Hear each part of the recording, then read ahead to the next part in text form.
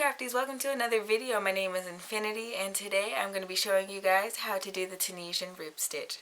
So if you get the general idea of how to do rib stitch from either regular crochet or knitting, this concept really isn't that different, but I'm going to be demonstrating how to do that in the Tunisian style today. So without further ado, I'm just going to jump into the tutorial. Alright guys, so for today's tutorial you can chain in any increment you'd like. Today I cast on 12 and I did my first returning pass, so there's that. And from there we can move straight into the pattern. So what I want to do is look at my stitches and I want to determine in what increment I want to do ribbing. So as with any other type of ribbing, you can do 1 by 1, you can do 2 by 2, 3 by 3, so on and so forth.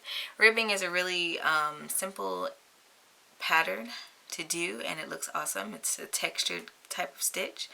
So basically what I want to do, I'm going to skip this first bar.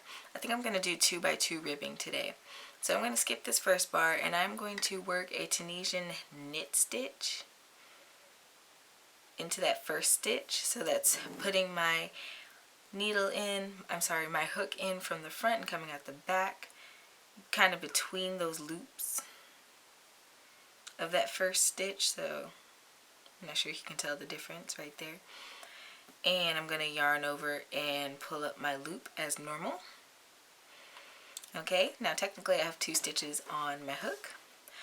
So the next stitch, what I want to do is bring my yarn forward so that I can purl. So I'm going to be inserting my hook under one of those loops. I'm going to be wrapping my yarn from the front, holding it there so I don't drop the stitch, and I'm going to yarn over and pull up a loop. Okay, and if you don't know how to knit and purl with Tunisian crochet, I do have separate tutorials that goes over each of those respective stitches back on my channel. I will be linking my Tunisian crochet tutorial playlist at the end of this video, so stick around for that. Alright, I'm going to make another purl stitch.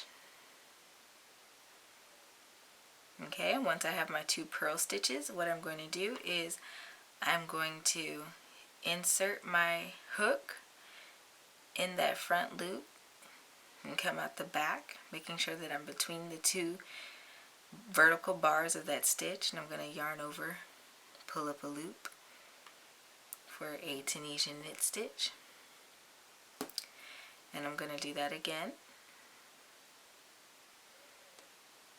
So my pattern for this row is knit 2, purl 2, knit 2, purl 2. So now that I've knit my second one, I'm going to go back to purling.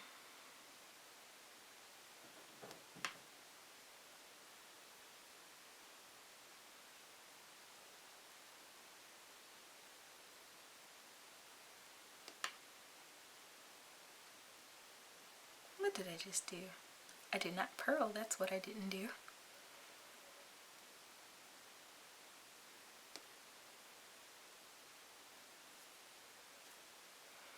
Right, now I'm going to knit 2.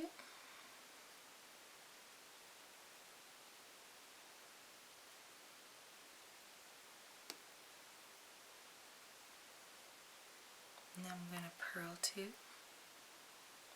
My last 2.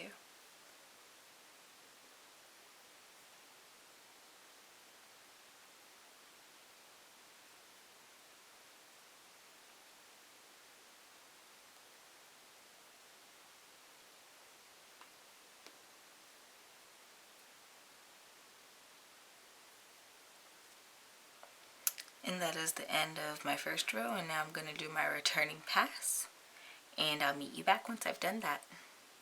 Alright, now that I have done my first returning pass, you can look at your swatch and you can already see the beginning of your ribbing, but it's not that evident. On the right side it does look knitted, it gives off that effect, but again, you turn it on the back, it's actually not knitted. So, you know, that's something to look out for if you're trying to figure out your swatches, or if you're knitting and crocheting something at the same time.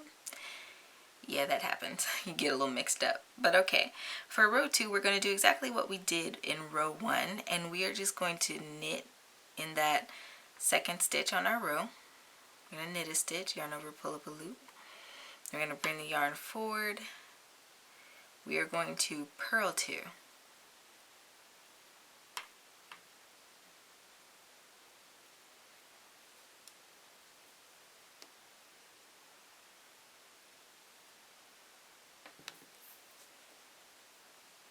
Alright, and we're going to knit 2.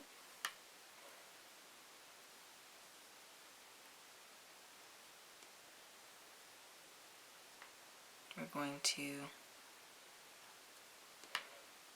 purl 2.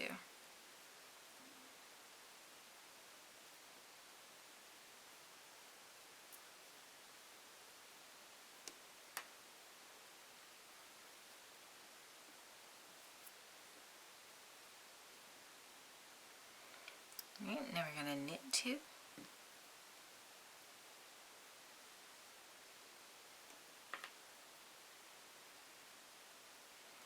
We're going to purl 2. So like I said, Tunisian crochet, when you're ribbing, it can be worked in any increment of ribs that you would like. I thought that the 2x2 would be particularly easy, especially if you've never done this stitch before. And this stitch doesn't curl up on you. Not really.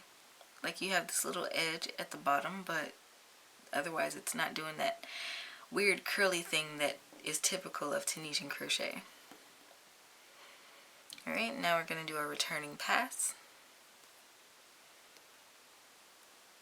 And I'm going to work up a few more rows of this rib stitch, and I'll come back when I have a nice size little swatch to show you guys, okay? Alright crafties, so I've worked up several more rows, and as you can see, this pattern yields a really lovely knitted look. Again, this is a really simple stitch. You can do so many different projects with it: scarves, hats, gloves, etc. And it's super easy to do. Again, very beginner friendly. So if you're new to Tunisian crochet, I recommend that you try this stitch out. In order to cast off, you would just, well, you have a couple of options actually. So you can either, you know, do a Tunisian simple stitch, or Tunisian simple slip stitch, or you can do the whole cast off knitwise, cast off purlwise, or you can do one or the other. So the choice is really up to you. The stitch looks great anyway you really cast off. So I'm just doing it the traditional way, inserting my hook as though I am doing a Tunisian simple stitch, but instead of completing the stitch, I do a slip stitch all the way across until I am completely cast off.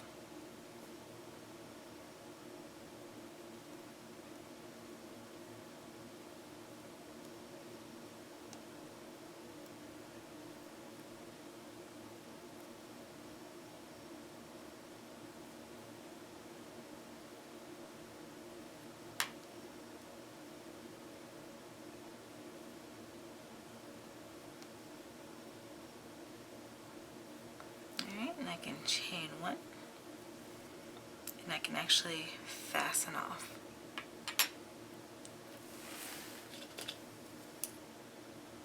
Just like that. And there you have it. I hope today's tutorial was helpful for you guys. If so, don't forget to leave me a thumbs up and subscribe, and don't forget to hit that notification bell so you never miss out on awesome weekly content like this. I post Tunisian crochet tutorials every Tuesday at 9:30 a.m. CST. Don't forget to check out my other social media. I'm on pretty much everything except for Snapchat, so I have something out there for everybody. Also, don't forget to check out my Etsy shop as well as my Teespring merch store, all of which is linked in the description below. And until next time guys, happy making!